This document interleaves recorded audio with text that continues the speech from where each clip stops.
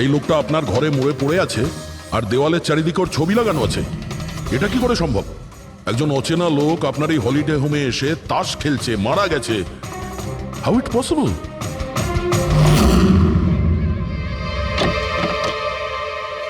আচ্ছা, এখানে কোনো গার্ড নেই? ছিল স্যার, বহু বছর একজন গার্ড ছিল, কিন্তু ওই মাস চারেক আগে তার মৃত্যু হয়, ব্যাস তারপর থেকে আর কেউ নেই। আমি ভেবেছিলাম যে এবার একজন নতুন গার্ড রাখবো। আমায় বিশ্বাস করুন, আমি একদম সত্যি বলছি। আমি এই ভদ্রলোককে চিনিও না। উনি এখানে কি করছিলেন, ওনার ছবি এখানে কেন টাঙানো, আমি কিচ্ছু বুঝতে পারছি না।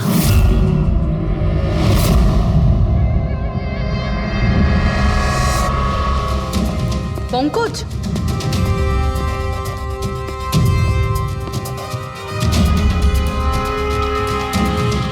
স্যার স্যার, জোর করে তো কেউ ভেতরে ঢোকেনি। হ্যাঁ, পিছনের দরজায় তালা নেই কোনো, আর তার ছিটকানিটা বাইরে থেকে খোলা যায়। ওখান থেকে এসছে ওরা। আর স্যার, এই লিভিং রুমের যে জানলাটা আছে এর বাইরে একটা কাটার ঝোপ আছে। ঝোপের মধ্যে এইটা পেলাম স্যার, কাপড়ের টুকরো। মনে হচ্ছে কেউ এর উপরে নজর রাখছিল ওখান থেকে, আর তাড়াহুড়ো করে দৌড়তে গিয়ে তখন এই কাপড়ের টুকরোটা ওইখানে আটকে যায়। মৃত ব্যক্তি ছাড়া এখানে আরো 4 জন ছিল, আর একজন লোক বাইরে। সব মিলিয়ে 5 জন। তাহলে এই ক্রাইমের অন্তত 5 জন সাক্ষী আছে। যদি ওই 5 জনের মধ্যে একজনকেও ধরতে পারা যায়, তাহলে জানা যাবে কাল রাতে এখানে কি হয়েছিল। 3 জন লোক আছে যারা এই খুনটা সম্বন্ধে জানে, এবং তারা যে খুন হয়েছে তার ছবি দেখে চিনতে পেরেছেন। কখন আসছে ওরা? একটা সময়। 5 জনের মধ্যে 3 জন প্রথমবারই পাওয়া গেল, নট ব্যাড। আর স্যার, ওনারা নিউজ দেখে নিজেরাই আমাদের সঙ্গে দেখা করতে এসেছিলেন। অসাধারণ ব্যাপার।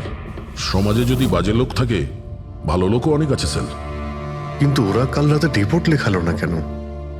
স্যার স্যার, এরা ওই 3 জন, প্রীতম, রণবীর, বিক্রম। প্রীতম, রণবীর আর বিক্রম। তোমরা সবাই জানো ওই খুনটার ব্যাপারে? স্যার। 3 জনের আলাদা করে স্টেটমেন্ট নাও। স্যার, যখন সিডের খুন হয়েছিল তখন আমি ওখানেই ছিলাম। সিড? ওর নাম সিড ছিল? হ্যাঁ স্যার। স্যার, আমি ওদের চিনতামও না। কালকে প্রথমবার ওদের সাথে দেখা হয়েছে, আর কালকেই খুন হয়ে গেল। এক মিনিট। সব কিছু ঠিক মতন বলবে। স্যার, আসলে ওই যে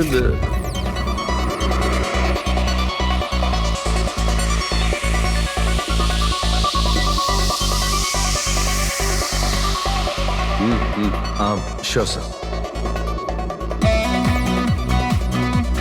কি হয়েছে স্যার? আপনি বোর হচ্ছেন? ক্লাবে ভালো লাগছে না আপনার? ক্লাব? তুমি এটাকে ক্লাব বলছো? মনে হচ্ছে ক্লাব তুমি দেখোইনি। স্যার, আপনি এখানে নতুন এসেছেন, এই শহরে প্রথমবার এসেছেন? হ্যাঁ, নিউ ইয়র্কে থাকি। একটা কাজের জন্য ইন্ডিয়াতে এসেছি। কাজ শেষ হয়ে গেছে আর শহরে বসে বোর হচ্ছি। আপনার বোর্ডন দূর করার একটা রাস্তা আছে আমার কাছে। রিয়েলি? কি? একটু এক্সপেন্সিভ। সেটা চিন্তা তোমায় করতে হবে না। কি রাস্তা আছে সেটা বলো।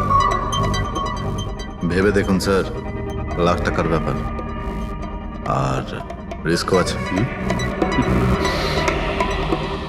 জোকিং?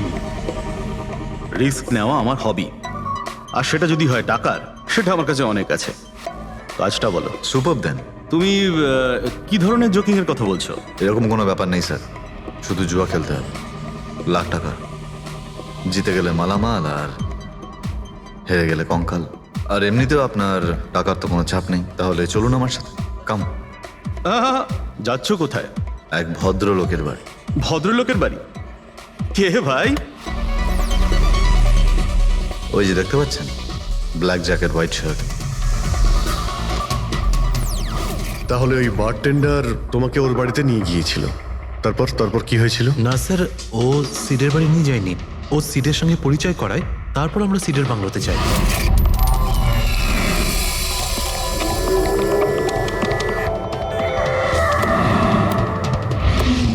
আর যখন আমরা ওখানে পৌঁছলাম তখন আগে থেকেই 2 জন ওখানে ছিল।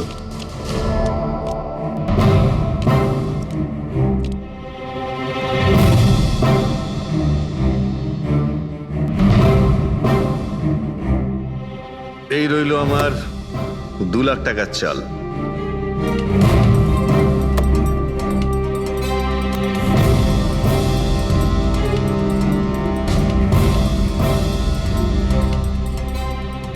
শো দেখা দারুণ ব্যাপার ভাই। কি খেয়ে বসেছিস? জিতেই চলেছিস।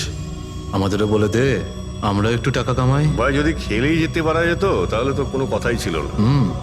এগুলো সব কপালের ব্যাপার, আর আজ আমার কপাল ভীষণ ভালো। সেটাই মনে হচ্ছে। তাহলে আরেকটা ডিল হয়ে যাক। হয়ে যাক। এটা কি করে হতে পারে? বললাম না আমার কপাল খুব ভালো। তোর লাক আজকে ভালো না অন্য কিছু? মানে এটাই যে তুই তাসের মধ্যে সেটিং করে রেখেছিস। এ নিশ্চয়ই তাসের মধ্যে কিছু গোলমাল করে রেখেছে। ভাই এর বাড়ি হয়তো কোনো ক্যামেরাও লাগিয়ে রেখেছে, নাকি তাসে গন্ডগোল করে রেখেছে। ভেবে দেখার ব্যাপার। তোর মনে হচ্ছে আমি চিটিং করছি? অফকোর্স, নাহলে আমাদের মধ্যে কারো হাতে ভালো তাস এলো না কেন? ওর এলো না, আমার এলো না কেন? তুই চিটিং করছিস, চিটার। এই তুই আমাকে চিটার বলছিস? হ্যাঁ, তোকে চিটার বলছি। ও, হার মেনে নিতে পারছিস না তুই, তাই তো? খোকা, এটা বড়দের গেম, বাচ্চাদের নয়। যদি এখানে জিততে হয় না, তবে কার্ডে জিততে হয়। তাহলে বেরিয়ে যায় এখান থেকে। মুখ সামলে কথা বল। কি করছিস কি? তুই মুখ সামলে কথা বল, এটা আমার বাড়ি, বুঝলি? বেরিয়ে যা এখান থেকে। কি করছিস কি ভাই? আরে ওকে তাড়া কেউ এখান থেকে। তার মানে হরিশ ওখান থেকে চুপ করে বেরিয়ে গেল। হ্যাঁ স্যার, প্রথমে আমারও মনে হচ্ছিল যে ও চলে গেছে, কিন্তু ও কিচেনে গেছিল। কিচেনে? হ্যাঁ স্যার, কিচেনে। যখন ও কিচেন থেকে বেরোলো তখন ওর হাতে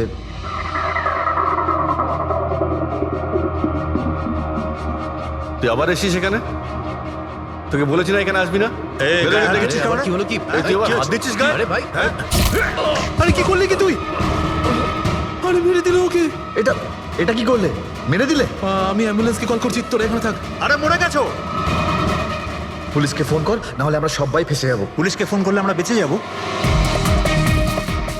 জুয়া খেলছিলাম আমরা, বেআইনি এই জুয়া খেলা। হ্যাঁ, জুয়া খেলেছি, কাউকে মারিনি তো এক আমরা। বেশি চালাকি করিস না। পুলিশ যদি আসে না, আমি একা ফাঁসবো না, সবাই মিলে ফাঁসবো। সেভ একটা কাজ করতে পারি, তোরা এখান থেকে যা, আমি কাজটা খতম করে আসছি। তোমরা কত টাকা হেরেছিলে?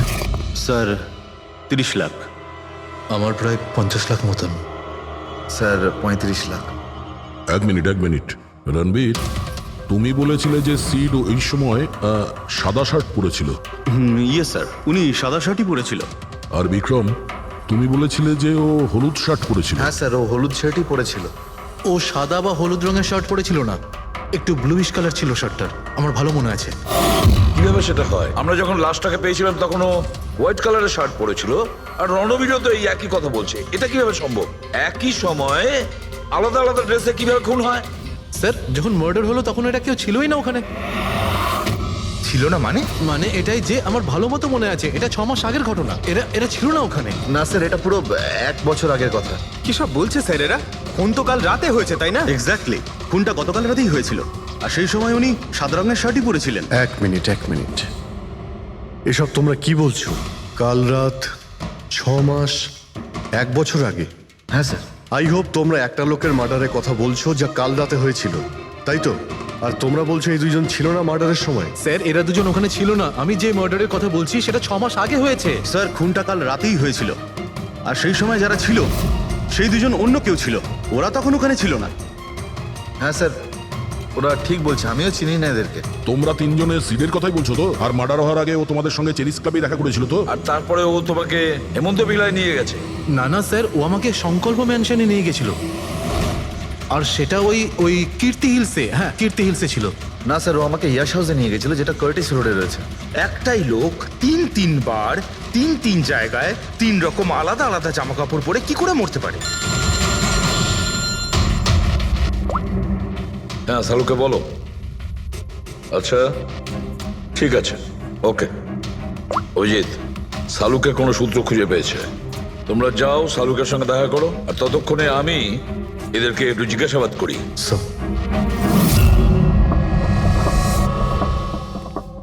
হ্যাঁ, এসো ভাই এসো, দেখো আমি কি পেয়েছি। আরেকটা কথা বলতে হবে, এই কেসটা বড় অদ্ভুত। হ্যাঁ ডক্টর সালুকে, কেসটা তো খুবই অদ্ভুত, আর যেগুলো আমরা জানতে পেরেছি ওগুলো আরে না ভাই, ওইটাও তো অদ্ভুত নয়, আমি যেটা তোমাদের বলতে যাচ্ছি সেটা অদ্ভুত। হ্যাঁ, কি হলো? তুমি এদিক ওদিক কি দেখছো? কিছু না। ঠিক তো? না না, আমি আপনার কথাই শুনছি। কি বলছেন স্যার? ও আচ্ছা আচ্ছা, হ্যাঁ, তো আমি কি বলছি? ও হ্যাঁ, অদ্ভুত। দেখো, আমি এর রক্তের সঙ্গে সঙ্গে রক্তের মতো আর একটা জিনিস পেয়েছি। রক্তের মতো? স্যার স্যার আপনার সন্দেহ একদম ঠিক ছিল, এটা ডাই ছিল। আরে সারিকা, তুমি এসে গেছো? মানে আমি বলতে চাইছি, কি বলছো তুমি? লাল ডাই? কি করে? আরে বাহ, কনসেন্ট্রেশন ফিরে পেয়েছো তুমি? আরে আমার কনসেন্ট্রেশন কোথায় গিয়েছিল? তোমরা সব সময় না আমার পিছনেই পড়ে থাকো। ও আচ্ছা আচ্ছা। আমি সিডের বডি থেকে এই প্লাস্টিক ব্যাগটা পেয়েছি। এই ব্যাগ ওর শার্টের ঠিক নিচে ওর বডির সাথে টেপ দিয়ে আটকানো ছিল, আর এই ব্যাগটাতেই একদম রক্তের মতো ডাই রাখা হয়েছিল। এটা তো ঠিক ওই রকমই যেটা ফিল্মের শুটিং এ ইউজ করা হয়। বা হয়তো নাটকে। নাটক? হ্যাঁ, নাটকে। যতদূর আমরা জানতে পেরেছি তাতে এটা পরিষ্কার যে সিড একজন ঠক ছিল। ও সিডা তার সঙ্গীরা মিলে জুয়া আর মার্ডারের নাটক করে লোকেদের ঠকাতো। তার মানে এসবের মধ্যে ওই বারটেন্ডারও যুক্ত ছিল। ও জেনে বুঝে বড় লোকদের ফাঁসিয়ে এখানে এই কার্ড পার্টিতে পাঠাতো, আর তারপরে এই মার্ডারের নাটক। তো এই জন্য রণবীর, বিক্রম আর প্রীতম আলাদা আলাদা জায়গায়, আলাদা আলাদা সময় এর মার্ডার দেখেছে। আর ওরা এসব অনেক আগে থেকেই করছে, কিন্তু কাল রাত ওদের নাটক বাস্তবে পরিণত হয়। প্রতিবারই একটা নতুন বাংলো, নতুন লোক ঠকানোর জন্য। আর বাকি সব সেম, একই খেলা, একই ঝগড়া, আর সেই একই সিটের মার্ডারের নাটক। লোকেদের কাছ থেকে টাকা নিয়ে পুলিশ কেসের নামে লোকেদের ভয় দেখিয়ে বের করে দেওয়া। সব কিছু সেম টু সেম। প্ল্যান তো খুব ভালো ছিল, কিন্তু কালকে হঠাৎ মার্ডার কি করে হয়ে গেল? কারণ কালকে রাতে একটা গন্ডগোল হয়েছে। মানে? 1 minute.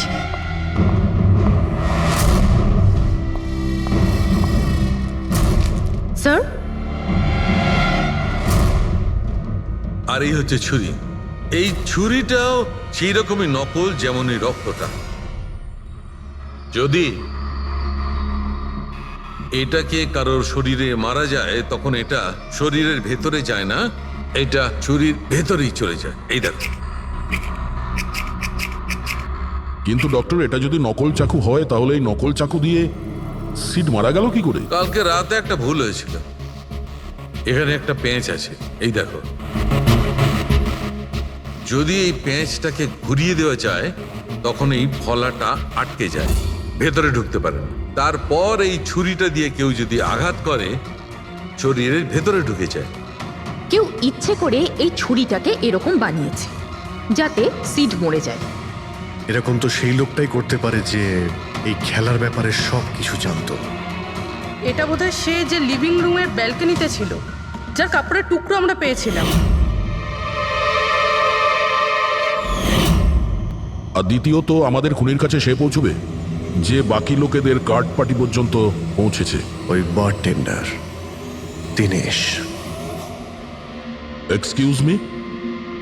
I am sorry sir, এখনো ক্লাব ওপেন হতে বেশ কিছুটা সময় বাকি আছে। Sorry sir. আমরা একটা কেসের ব্যাপারে এখানে এসেছি। আমরা সিআইডি থেকে। সিআইডি? হ্যাঁ বলুন স্যার, আমি কি করতে পারি আপনার জন্য? স্টাফেদের সঙ্গে কিছু কথা আছে। স্টাফেরা এখানে আছে? এখন সবাই তো এখানে নেই, কিছু লোক আছে যারা লকার রুমে ইউনিফর্ম চেঞ্জ করছে। আপনাদের একজন বারটেন্ডার দিনেশ, সে কোথায়? ম্যাম, কাল থেকে ও কাজে আসেনি, জানি না না বলে কোথায় গেছে। আচ্ছা স্যার, ব্যাপারটা কি? ও কিছু ঘটিয়েছে নাকি? করেছে কি করেনি সেটা পরে আপনি জানতে পারবেন। আপাতত আপনি ওর অ্যাড্রেস দিন আমাদের। স্যার, ও এখানে যে অ্যাড্রেস দিয়েছিল সেটা ভুল অ্যাড্রেস। অ্যাকচুয়ালি ও যখন উধাও হয়ে গিয়েছিল এখানে অ্যাড্রেস বুক থেকে ওর সব ডিটেলস বার করেছিলাম আমি, কিন্তু তারপর দেখলাম যে অ্যাড্রেসটা ভুল। আপনি চাইলে আমি আপনাকে অ্যাড্রেসটা দিতে পারি, কিন্তু আমার মনে হয় না আপনি ওকে ওখানে খুঁজে পাবেন। আপনি যখন কাউকে কাজে রাখেন তখন তাদের ডিটেলস নিয়ে রাখেন না? আপনি কি জানেন আপনার এই বারকে সামনে রেখে ও লোককে ঠকাতো? হোয়াট? আর আমরা এখন ওকে একটা খুনের ব্যাপারে খুঁজছি। Murder? I am sorry ma'am, আমি সত্যিই জানতাম না। সেই জন্যই আগে থেকে ভালো করে খোঁজ নিতে হয়। রুলসগুলো আপনার ভালো করে ফলো করা উচিত ছিল। আগে থেকে এগুলো করলে আজকে এরকম প্রবলেম হতো না। I am sorry sir. আচ্ছা, এই দিনের সম্পর্কে আর কি বলতে পারো? কিছু জানো ওর সম্পর্কে? না স্যার, তেমন বিশেষ কিছু নয়, কারণ ও খুব কম কথা বলতো, বেশিরভাগ চুপ করেই থাকতো। সেই জন্য ওর বন্ধু কম ছিল, শুধু এক মেয়ে ছাড়া, মানসী। ও এখানে ওয়েট্রেসের কাজ করে। ওদের মধ্যে ভালো ভাব ছিল, যদিও ওরা দুজনে কোনোদিন এটা প্রকাশ করেনি, কিন্তু আমার মনে হয় যে ওদের মধ্যে প্রেমের সম্পর্ক ছিল। তো আপনি মানসীকে জিজ্ঞেস করেননি কি ছিল ওদের মধ্যে? জিজ্ঞেস করেছিলাম ওকে, কিন্তু ও নিজেও জানে না। কোনো ব্যাপার না, মানুষকে একবার ডাকুন তো। ঠিক আছে স্যার। স্যার, মানসী। মানসী, দীনেশ তোমার বন্ধু ছিল? ছিল মানে? ও ঠিক আছে তো? দেখো, একটা খুন হয়েছে, আমরা সন্দেহ করছি দীনেশ ওটাতে ইনভলভ আছে। আমরা ওকে খুঁজছি। তুমি জানো কোথায় আছে ও? আমি নিজেই অনেক টেনশনে আছি, ওর ফোনও লাগছে না। আর ও এখানে যে অ্যাড্রেসটা দিয়েছিল সেটাও নকল। আর আপনারা বলছেন যে ও কোনো মার্ডারের সাথে যুক্ত? আচ্ছা, আপনি তো ওকে খুব ভালো করেই জানতেন না? হ্যাঁ স্যার, আমরা একে অপরকে ভালোবাসতাম, আর আমরা বিয়েও করতে চলেছিলাম। সেই জন্য ও কিছু টাকা জোগাড় করতে চাইছিল। আচ্ছা, ও এই টাকাটা ক্লাবের চাকরি থেকে জমাচ্ছিল নাকি অন্য কোনো সাইড বিজনেস ছিল ওর? চাকরি ছাড়া ও শেয়ার বিজনেসে ও টাকা লাগিয়েছিল। আর আমাকে বলতো যে ও অনেক টাকা রোজগার করছে, আমাকে দামি দামি গিফট দিত আর দামি দামি রেস্টুরেন্টও নিয়ে যেত। তো ও তোমায় ওর ঠকানোর বিজনেসের ব্যাপারে কিছুই বলেনি? ওর কোনো ছবি আছে তোমার কাছে? হ্যাঁ আছে।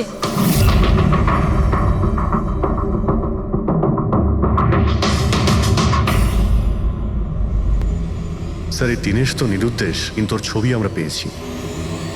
এটাকে আমরা সার্কুলেট করে দিচ্ছি। হ্যাঁ, করাও অভিজিৎ, করাও। তিনজনের স্কেচ তো করা হচ্ছে। একটা কথা তো পরিষ্কার যে চারজন সবাই একসঙ্গে কোনো গর্তে লুকিয়ে বসে আছে। হ্যাঁ স্যার। স্যার, এটা ঠক কিন্তু খুনি নয়। ভুল করে এদের হাতে খুন হয়ে গেছেন। 100% এটা ভয় পেয়েই কোথাও লুকিয়ে রয়েছে। ব্যাস, এই ভয়টাকেই আমাদের কাজে লাগাতে হবে। এমন ভাবে ভয় দেখাতে হবে যে ওরা নিশ্চয়ই কোনো ভুল করে থাকবে, আর আমরা খপ করে ধরে ফেলবো। স্যার, স্যার, হ্যাঁ, স্কেচ তৈরি। ওকে স্যার, হ্যাঁ, এই তিনজনই জুয়ারি, আর যে ছুরি মেরেছে সে হলো হরিশ। একটা কাজ করো, এই তিনটে স্কেচই আর ওই বারটেন্ডারের ছবি প্রতিটা police station, railway station, bus stand, লজে, সব জায়গায় পাঠিয়ে দাও। আর সমস্ত নিউজ চ্যানেলেও পাঠিয়ে দাও। আর ওদেরকে জানিয়ে দাও যে 24 ঘন্টা যেন এদের ছবি দেখানো হয়। প্রত্যেকটা বাড়িতে এদের ফটো দেখাতে হবে। তারপরে দেখবো কতদিন লুকিয়ে থাকে আমাদের হাত থেকে। এই 4টে ফটো খুব ভালো করে দেখুন। এই 4জন এই হত্যাকাণ্ডে জড়িত। এদের ব্যাপারে কোনো রকম সূত্র বা কোনো রকম খবর পেলে সিআইডি কে এই নাম্বারে খুব তাড়াতাড়ি যোগাযোগ করবেন। এরা খুবই ভয়ানক। এরা সবাই ইন্ডাস্ট্রিয়ালিস্ট হেমন্ত কুমারের ফার্ম হাউসে নিজেরই এক বন্ধুকে খুন করে পালিয়ে গেছে। পুলিশরা অনেকক্ষণ ইনভেস্টিগেশন করার পরেও সেখান থেকে কোনো কিছুই খুঁজে পাওয়া যায়নি। সিআইডি এদের সবাইকে খুঁজছে। এই হলো এদের ফটো।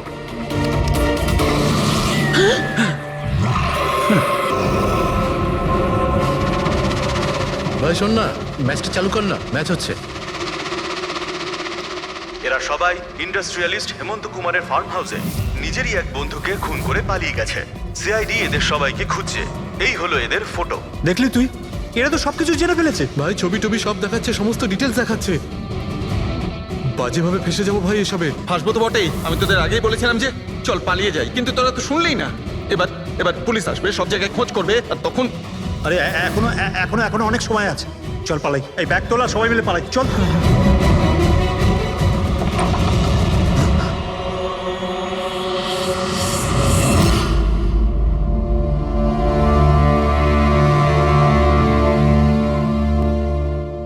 স্যার, সিট তো আমার খুব ভালো বন্ধু ছিল, আমার পার্টনার ছিল। সবকিছু ঠিকঠাক চলছিল, এতদিন ধরে কোনো গোলমাল হয়নি। ওই রাতে কি যে হলো, আমি তো অন্যান্য বারের মতোই নকল ছুরিই মেরেছিলাম, কিন্তু মানে মানে জানি না কিভাবে কিভাবে মরলো, আমি জানি না। এও জানে না। ওসব নাটক বন্ধ করো আর সত্যি করে বলো। বলো। স্যার, আমরা ধনী আর এনআরআই লোকদের বোকা বানিয়ে ঠকাতাম, আর দিনেশ ওই জেডিস ক্লাব থেকে এই ধরনের বোকাদের সিডের কাছে আনতো। তারপর আমরা সেই বড় লোক এনআরআই লোকগুলোকে কোনো খালি নির্জন বাংলোয় নিয়ে যেতাম, যেটা আমরা প্রথম থেকেই সিডের বাংলোর মতো সাজিয়ে রাখতাম। হ্যাঁ স্যার, আমার একটা বিজনেসও আছে স্যার, রিয়েল এস্টেটের বিজনেস। তাই স্যার এই কাজের জন্য এরকমই খালি শুনশান বাংলোর খোঁজ করতাম আমি স্যার, আর তারপর অ্যাভেলেবেল করাতাম এই কাজের জন্য স্যার। স্যার, প্রথমে আমরা মুরগিকে জিততে দিই, আর তারপর যখন সে ভরসা পেয়ে যায় তখন সিট জেতা শুরু করে দেয়। এই সব কিছুর প্ল্যান থাকতো স্যার, সিট জিততেই থাকতো, আর আমি আর ওরা আমার মধ্যে ঝগড়া শুরু হতো, আর আমি রেগে গিয়ে ওকে খুন করে দিতাম, মানে মিথ্যে করেই। এসব দেখে ধনী এনআরআই লোক ঘাবড়ে যেত আর ওদের টাকা পয়সা ফেলে পালিয়ে যেত। ওঠে পর নাটক শেষ, চলে গেছে ও।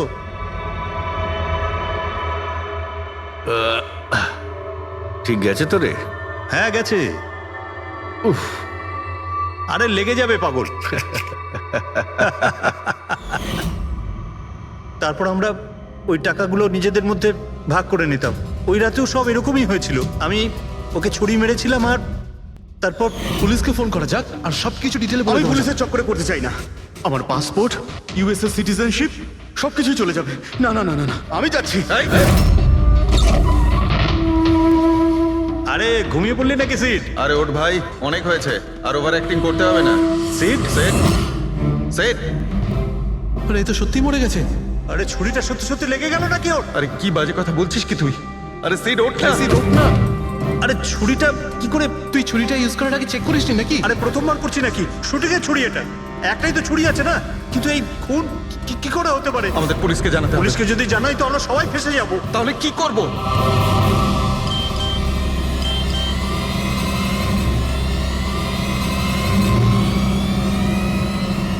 তোর খেলাটা ভেস্তে গেছে ভাই। কি? এই এই এটা দেখ, এই দেখ ফটো আছে।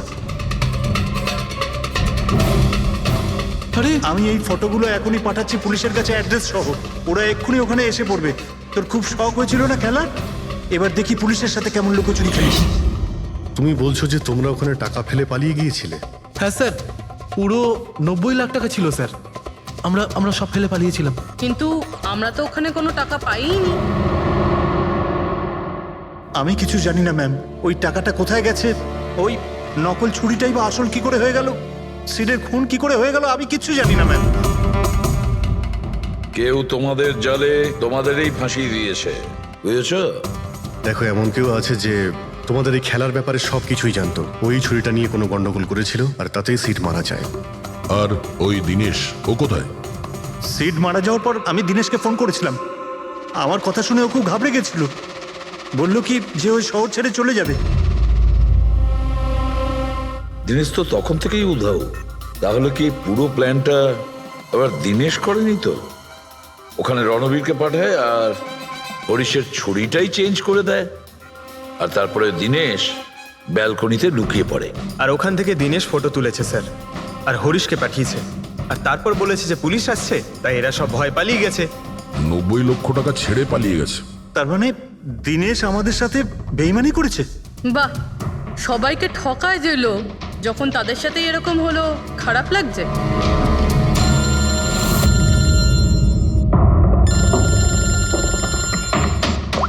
হ্যাঁ বলো সালুকে। ফ্যান্টাস্টিক, ঠিক আছে। সালুকে বললো যে প্রমাণ পাওয়া গেছে, যে জিনিস দুটো আমরা দিনেশের কথায় আমরা পাঠিয়েছি। ওর ইউনিফর্ম আর জিমব্যাগ। হ্যাঁ দা, যে কাপড়ের টুকরো আমরা ব্যালকনি থেকে পাই, ওই টুকরোর সঙ্গে এই দিনেশের ইউনিফর্মের কাপড় ম্যাচ করছে। স্যার, তার মানে খুনি দিনেশ?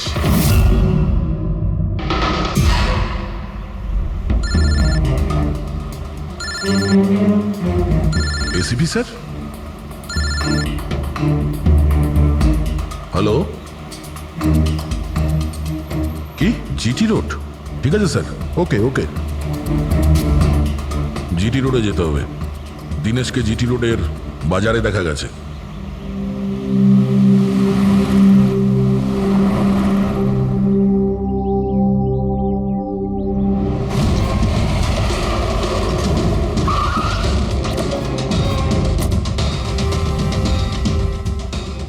ভাই, এই লোকটাকে দেখেছো এখানে?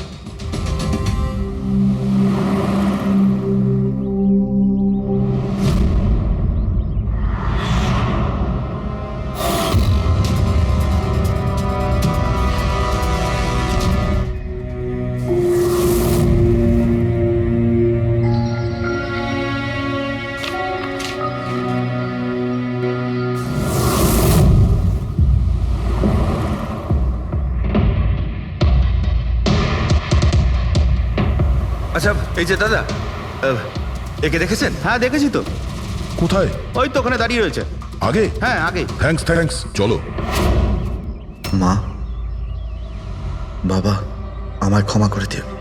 আমি তোমাকে অনেক কষ্ট দিয়েছি, তোমাদের মান সম্মান ডুবিয়ে দিয়েছি। কিন্তু একটা সত্যি কথা, আমি খুনি নই, আমি কাউকে খুন করিনি। আমি শুধু একটু টাকা ইনকাম করতে চেয়েছিলাম, কিন্তু আমি জানতাম আজ নয়তো কাল পুলিশ আমাকে ধরেই নেবে। এটা হওয়ারই ছিল।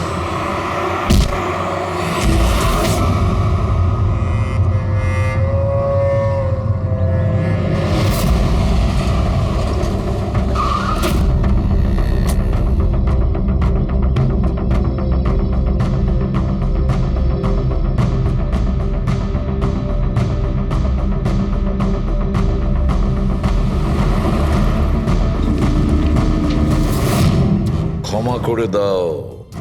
এই বদনাম নিয়ে বেঁচে থাকার থেকে মরে যাওয়া ভালো। স্যার, আমরা সিসিটিভি ফুটেজ চেক করে দেখেছি। ওকে দেখে ওখানে ডিপ্রেসড মনে হচ্ছিল। স্যার, মনে তো হচ্ছে না কেউ ওকে ফোর্স করেছিল, ও নিজের ইচ্ছেতেই মারা গিয়েছে। সুইসাইড নোট পড়ে তো মনে হচ্ছে স্যার ও এই কাজের ব্যাপারে খুব লজ্জিত ছিল। ও এ ব্যাপারে জড়িত তো ছিল, কিন্তু সিটকেও মারেনি। স্যার, দিনেশ নয় তো আর কে হতে পারে? এদের এইসব খেলার ব্যাপারে আর তো কেউ জানতোই না। এরকম ব্যাপার নয় তো যে এরা যাদেরকে ঠকিয়েছিল ওদের মধ্যে কেউ এদের থেকে প্রতিশোধ নিচ্ছে? হতে পারে। একটা কাজ করি, আমরা বোর্ডের ওপর পুরো সাসপেক্টদের নাম লিখি, ওদের ফটোগুলো ওই সাসপেক্ট মানে ওই এনআরআই যাকে হরিশ আর তার দুই বন্ধু মিলে ঠকিয়েছে,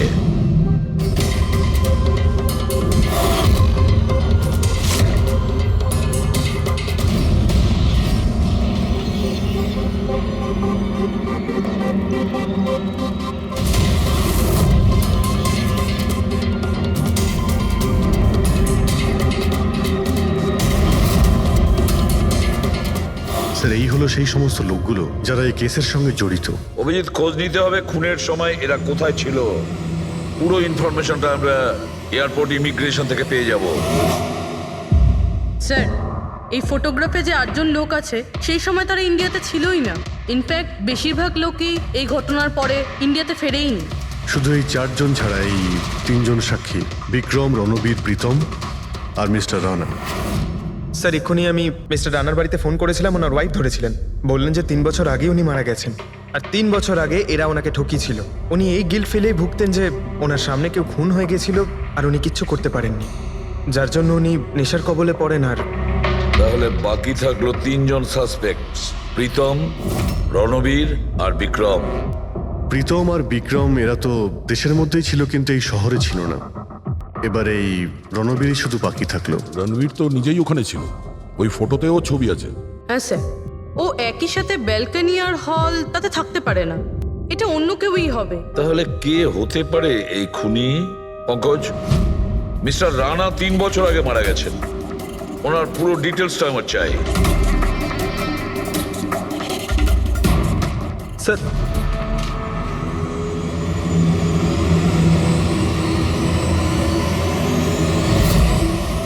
এটা কোনো একজন লোকের কাজ নয়, অন্য কেউ আছে যে ওর সঙ্গে কাজটা করেছে। আমার তো মনে হচ্ছে যে খুনি আমাদের চোখের সামনেই আছে, শুধু আমরাই ওকে দেখতে পাচ্ছি না। ইয়েস, খুনি তো আমাদের সামনেই ঘুরছে। কি কথা বলেছো ফ্রেডি, সুপার। আমি স্যার, হ্যাঁ তুমি। খুনি সত্যিই আমাদের চোখের সামনে ঘুরছে, কিন্তু আমরা ওকে দেখতে পাচ্ছি না। কিন্তু এখন আমি বুঝতে পেরে গেছি। হোটেলে যাই। হোটেল? হ্যাঁ হোটেল। থিওরি হিসেবে ওর হোটেলেই থাকার কথা। একবার যদি জানতে পারি যে খুনি ওই, তাহলে ওর সঙ্গী আর জুয়োর টাকা সব পেয়ে যাবো। তাহলে চলুন স্যার, তাড়াতাড়ি যাওয়া যাক আর ওকে ধরে ফেলি গিয়ে। ধরবে না ওকে, ওর ওপর নজর রাখতে হবে। আর হ্যাঁ, যদি বেশি চালাকি করে তাহলে ছাড়বো না ওকে।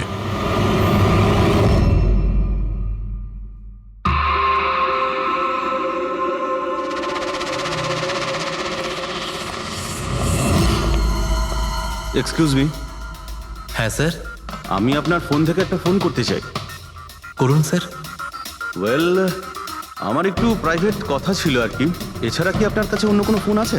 স্যার ওইটাই চলে যান, ওটা থেকে কথা বলে নিন। Thank you. Thank you.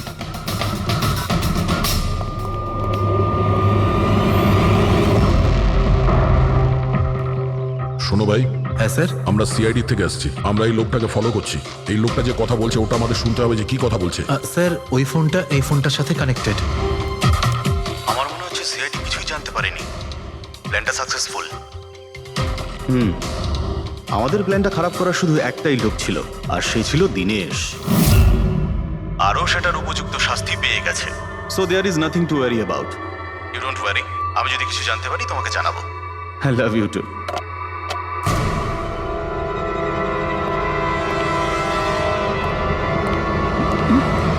এই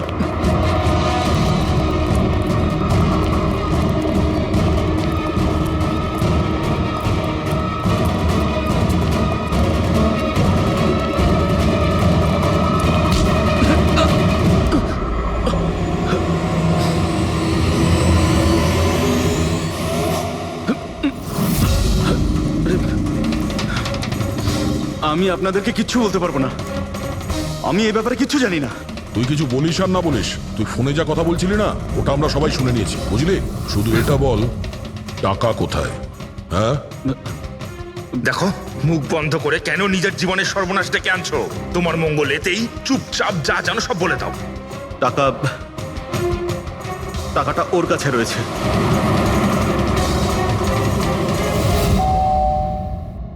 একটু দেখ তো মা, কে বেল বাজাচ্ছে? হ্যাঁ মা।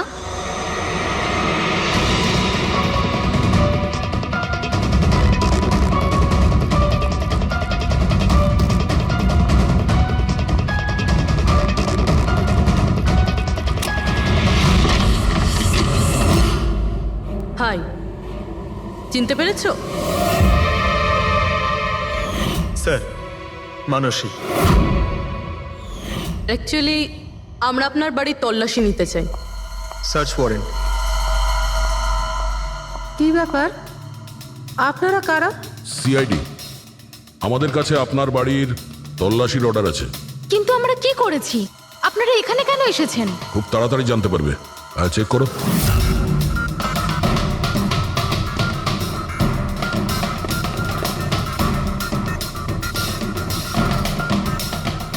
দয়া স্যার।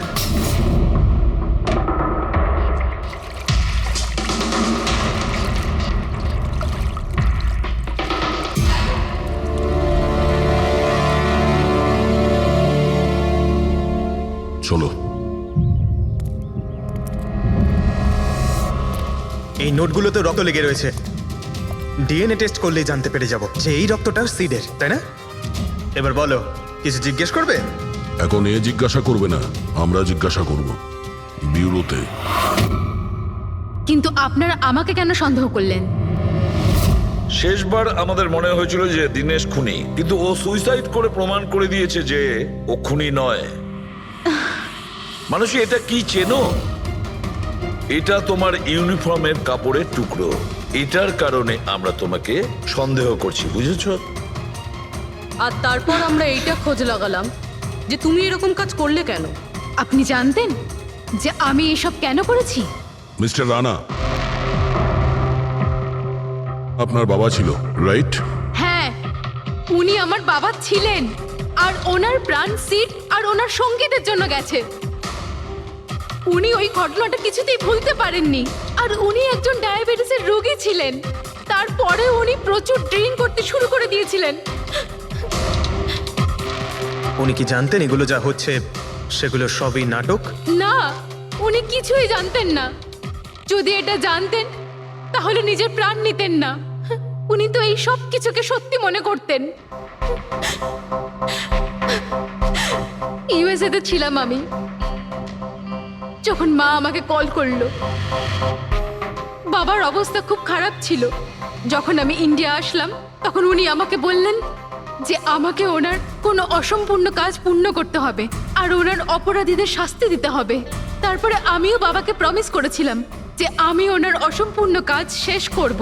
তারপরে উনি আমাদের সবাইকে ছেড়ে চলে গেলেন। তারপরে তুমি কি করলে?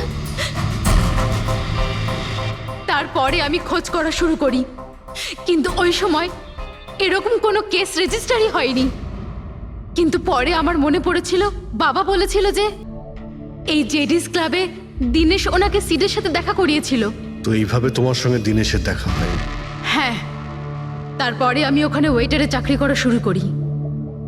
দিনেশকে নিজের বন্ধু বানাই আর ধীরে ধীরে ওর কাছে আসতে থাকি। তারপরে পুরো বিষয়টাই আমি বুঝতে পেরেছিলাম যে কিভাবে ওরা আমার বাবাকে বোকা বানিয়ে আমার বাবার থেকে টাকা নিয়েছিল। কিন্তু আইনের কাছে সাহায্য চাওয়ার বদলে তুমি আইন নিজেই হাতে নিয়ে নিলে। বেইমানির বদলে বেইমানি। দিনেশের সঙ্গে তুমি ভালোবাসার নাটক করেছিলে। হ্যাঁ, আমি নাটক করেছি। ওদেরকে উপযুক্ত শাস্তি দেওয়ার জন্য আমি এটা করেছিলাম। আর এতে তোমার সাহায্য করেছে তোমার প্রেমিক, তোমার আসল বয়ফ্রেন্ড।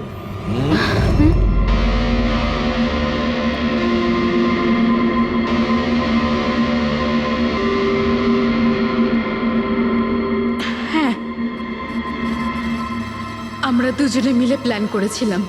রণবীর ওই রাতে জেনে বুঝে বোকা হয়েছিল। আর ওই ছুরিটাকে খারাপ করেছিল। যদি এই পেঁচটাকে ঘুরিয়ে দেওয়া যায় তখন এই ফলাটা আটকে যায়। ওই ছুরিটাকে আমি খারাপ করেছিলাম আর ব্যালকনি থেকে লুকিয়ে ফটো আমিই নিয়েছিলাম। তারপরে আমি ওই ফটো হরিশকে পাঠিয়েছিলাম আর ওদেরকে ওখান থেকে তাড়িয়ে দিলাম আর আমি টাকাগুলো নিয়ে ওখান থেকে বেরিয়ে পড়লাম। আমি আমার বাবাকে দেওয়া প্রমিস পূরণ করেছি। ওই টাকাটা আমার বাবার ছিল। আমি ওনার প্রতি ন্যায় করেছি। ভুল। ওই ন্যায় বিচার করা তোমার কাজ নয়, সেটা করবে আদালত। তুমি আইন নিজের হাতে নিয়েছিলে আর একটা খুব মস্ত বড় অপরাধ করেছো। আইন তোমাকে কঠোর থেকে কঠোরতম শাস্তি দেবে। তোমাদের দুজনকে কঠোর শাস্তি দেবে। নিচে দাঁড়িয়েছিল তারা দেখতে পায়নি, পর্দাও লাগানো ছিল। তোমরা সবাই সুবোধ কুমারকে কিভাবে চেনো? সুবোধ স্যার থিয়েটারের প্লেস ডাইরেক্ট করতেন। আমরা সবাই ওনার সাথেই কাজ করতাম। আমি ওনার অ্যাসিস্ট্যান্ট ডিরেক্টর ছিলাম। আমিও। ম্যাম, ওই যে লাইটিং, মানে লাইটের কাজ হয় না? আমি ব্যাক স্টেজ আর কস্টিউম সামলাতাম। আর অলোক, যার পায়ে গুলি লেগেছিল, ও সে? ও আর্ট ডিরেক্টর ছিল। আই ক্যান বিলিভ ইট যে ওর গুলি লেগেছে। ও ঠিক হয়ে যাবে তো? হ্যাঁ, উনি ঠিক হয়ে যাবেন। ডক্টর বলছিলেন যে গুলি এপার ওপার হয়ে গেছে। She will be fine. যখনই অলোকের গুলি লাগলো একদম হুড়োহুড়ি পড়ে গেছিল। লোক এদিক ওদিক ছুটতে শুরু করে। অনেক লোক তো সুবোধ আর অলোককে মারিয়ে চলে গেছে। আর এই হুড়োহুড়ি ফেলে দিয়েছিল এই স্মোক বোম। Smoke bomb. তাহলে এই ধোঁয়ার সুযোগ নিয়ে খুনি এখান থেকে পালিয়ে যায়। আচ্ছা, তাহলে আপনাদের মধ্যে কেউই খনিকে পালিয়ে যেতে দেখেননি? না, আমরা তো নিজেরাই দৌড়চ্ছিলাম। ইনফ্যাক্ট আমি দৌড়তে গিয়ে পার্থর ওপর পড়ে গেলাম। তোমরা এই সময় এখানে কি করছিলে? তোমাদের কোনো রিহার্সাল ছিল নাকি? না, জানি না। আসলে আমি বলতে চাইছি, স্যার নিজে মেসেজ করে আমাদের এখানে ডেকেছিলেন। আপনার ফোনটা দেখান। কি হলো? কি গরম লাগছে। আমি এসি অন করে দিচ্ছি। হ্যাঁ, প্লিজ।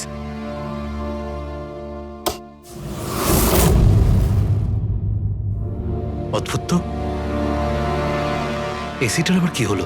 পরশু অব্দি তো ঠিক ছিল। কোনো ব্যাপার না, ছেড়ে দাও। All of you come rehearsal room at 10 p.m. Do not be late. No excuses. তোমাদের স্যার তো বেশ স্ট্রিক্ট ছিলেন। ম্যাম বেশ না, অনেকটাই স্ট্রিক্ট ছিলেন। তাহলে আপনারা কাজ করতেন কেন ওনার সঙ্গে? উনি যেমনই হন না কেন, হি ওয়াজ এ জিনিয়াস, খুবই সাকসেসফুল ছিলেন। হ্যাঁ, ওনার সাথে যারাই কাজ করেছেন প্রায় আজ পর্যন্ত, তাদের প্রায় সকলেই আজকে জীবনে সেটেল। আপনাদের সুবোধ স্যার তো খুবই সাকসেসফুল আর ট্যালেন্টেড ছিলেন, তাহলে তো ওনাকে অনেকেই হিংসে করতো, মানে আই মিন অনেক শত্রু ছিল। হ্যাঁ, অনেক লোক এমনও ছিল যারা ওনাকে পছন্দ করতো না। না বন্ধু না ফ্যামিলি, তবে মিস্টার সুবোধের অনেক শত্রু ছিল। হতে পারে এদের মধ্যেই কেউ মেরেছে বদলা নেবার জন্য, সেই কারণেই ও আগে থেকে নিজের কাছে বন্দুক রেখেছিল। হ্যাঁ, আর সঙ্গে ওই বোমগুলো। ও জানতো যে ওই 5 জন এখানেই থাকবে, আর এই জন্য পুরো রেডি হয়ে এখানে এসেছিল। Planned murder. আচ্ছা, তোমরা ছাড়া আর কে কে জানতো যে আজ রাতে তোমরা সবাই এখানে আসবে? মানে না, আমার মনে হয় আর কেউ জানতো না। মানে আমাদেরই আসলে উনি এখানে বলেছিলেন মেসেজ করে আসার জন্য। স্যার, আরো একজন লোক ছিলেন যাকে সুবোধ বাবু মেসেজ করেছিলেন, তার নাম হলো অভিষেক। অভিষেক? এটা সুবোধ বাবুর মোবাইল, মেসেজ লিস্টে অভিষেক বাবুর নাম আছে। এই অভিষেকটা কে? আমাদের টিমের একজন member, but Sunday evening A Subodh sir okay team থেকে বের করে দিয়েছিলেন। কি কাজ কি করতো? স্যার ও আমার সাথে ব্যাক স্টেজ সামলাতো, প্রপার্টিজ এসব কিছু। তার মানে নাটকে ব্যবহার হয় এমন সব জিনিস ওর হাতেই ছিল। যেমন ওই স্মোক বোম। কিন্তু মেসেজে তো ক্লিয়ারলি লিখেছে অল অফ ইউ। তার মানে ও জানতো যে অভিষেক আর তোমরা সবাই এখানেই থাকবে। কোথায় থাকে এই অভিষেক? কি হয়েছে? আসুন। আপনারা কি জানতে চাইছেন? আপনারা আপনি আসুন অভিষেকের না। ব্যাপারে জিজ্ঞেস করছেন কেন? আসুন।